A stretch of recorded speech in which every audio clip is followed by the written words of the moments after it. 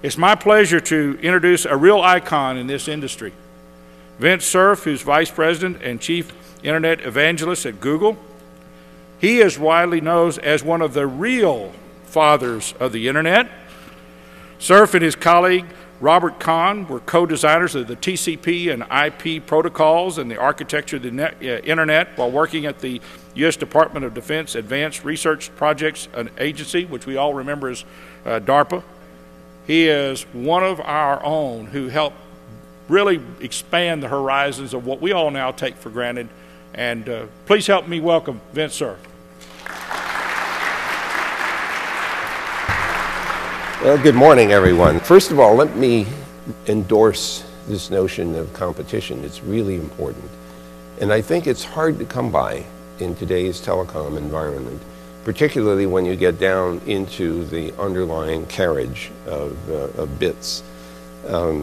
So I think you're going to have a really tough challenge over the next decade or so to try to maintain a competitive environment in the entire vertical range of telecom services.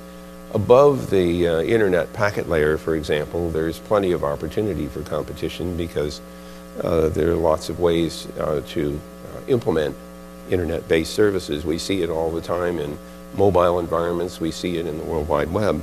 But when you get further down into the stack and you get into physical facilities and the like, I think the competitive environment looks different. All you have to do is ask yourself, what did the internet look like in the period of time during the early dot boom, I would say in the mid-1990s. A lot of it was dial-up. Certainly in the mid to late 80s it was dial-up, and there were 8,000 dial-up service providers, and switching was easy. You dialed a different telephone number. But when you get into the broadband environment, switching is not so easy because you possibly have a truck roll or equipment to be installed and configured. So one of the things I've learned over the course of my career is that patience and persistence count. And while you can be patient about things, you need to be persistent to get anything done. So it's packets all the way down. And that's really what, now let me take you back for a moment to say where this stuff came from. In the 1960s, the idea of packet switching was beginning to be explored as an alternative to circuit switching, and certainly the conventional telecom engineers said, this is crazy, it's not going to work, it's silly. We even went to AT&T and said, would you like to participate in this? And they said, no, it's a dumb idea, but we'd be happy to sell you dedicated lease lines so you can build your stupid network. And okay, so we did. We leased lines from AT&T and we built this network. I was a graduate student at UCLA and I was writing software for the Sigma 7 computer, which is in a museum now, and some people think I should be there too. But this little 4-node network began a nationwide and ultimately a much larger network experiment in wide area packet switching, and it worked. And of course, when Bob Kahn and I began looking at the problem of connecting different kinds of packet switch nets to each other, radio-based, satellite-based, as well as fixed line and machines systems, we discovered that the protocols that had been developed for this network didn't work, and we needed to develop something that would allow more variation in the interconnection of packet switch nets. So the title of this talk is it's packets all the way down, but I wanted to remind you where that came from. Stephen Hawking was giving a lecture on the origins of the universe, and after he got all done, this woman gets up and says, you're all wrong. The world is flat and it's sitting on the back of a turtle. And of course Hawking, thinking that he would get the better of her, said, well, madam, what's underneath the turtle? And she says, don't be smart, young man, it's turtles all the way down. So it's packets all the way down for us. No matter where you look today, somehow packet switching is at the core of an awful lot of what we do. One thing I should remind you of is that on February 3rd, the Internet Assigned Numbers Authority of the Internet Corporation for Assigned Names and Numbers allocated the last of the IPv6 address space to the regional Internet registries. We really are running out of IPv4 address space. And those of you who speak this language know that that was a 32-bit address space that allowed for up to 4.3 billion unique terminations. That choice was made in 1977. In fact, Bob Kahn and I made that choice in 1973 and then revisited that in 1977. There were debates over whether the address space should be variable length or 128 bits or 32, and there wasn't any convergence, and I was running the program at the time and I wanted to get something built. So I said, look, 32 bits is enough for an experiment. It's 4.3 billion terminations. Even the Defense Department doesn't need that many terminations to figure out if this stuff works. What I didn't understand is that the experiment wasn't going to end. So here we are in 2011, and we really are going to run out of V4 address space. IPv6 does have 128 bits of address space. That's 3.4 times 10 to the 38th, which is a number only the Congress can appreciate. So we expect on June 8th of this year to do all of us around the world who are operating either applications in the internet or running ISP services are going to turn on IPv6 for a day. Of course, things will break, and that's the purpose in a way, is to find out what does work and what doesn't work so we know what needs to be fixed. Lots of work going on now leading up to World IPv6 Day to in fact find and fix various problems. The places where we're most likely to encounter difficulties when IPv6 is turned on will be at the edges of the net where consumer equipment is located, because a lot of the firewalls and routers that are in residential settings probably don't have IPv6 capability. A lot of the edge devices, mobiles and laptops especially, desktops, major machines, serving machines, all do have IPv6 capability. Most of the routing systems that I'm familiar with also have that capability in the software, but many of the ISPs haven't turned it on.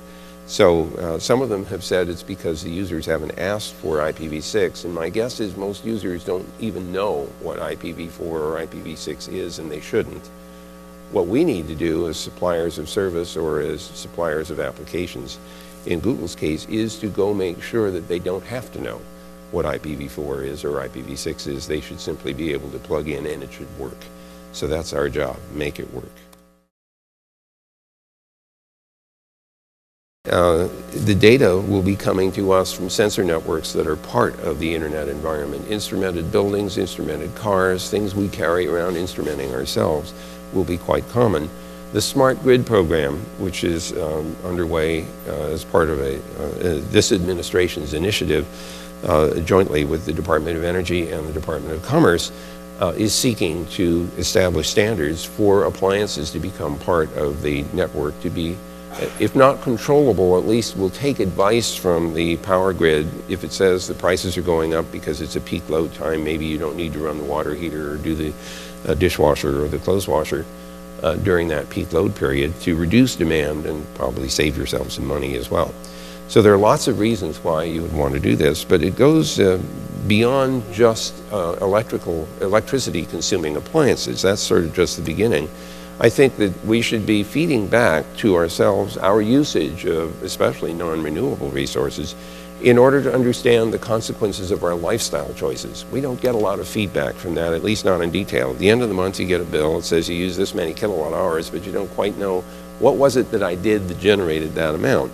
But if we had more information about the choices that we had made, about the way we heat the house or run the water heater and so on, or the way in which we drive the car, the times at which we drive, the gasoline that we burn sitting, waiting in congested traffic, that kind of feedback can certainly help us adjust our behavior patterns, and that may turn out to be beneficial on many different grounds, not the least of which is economic.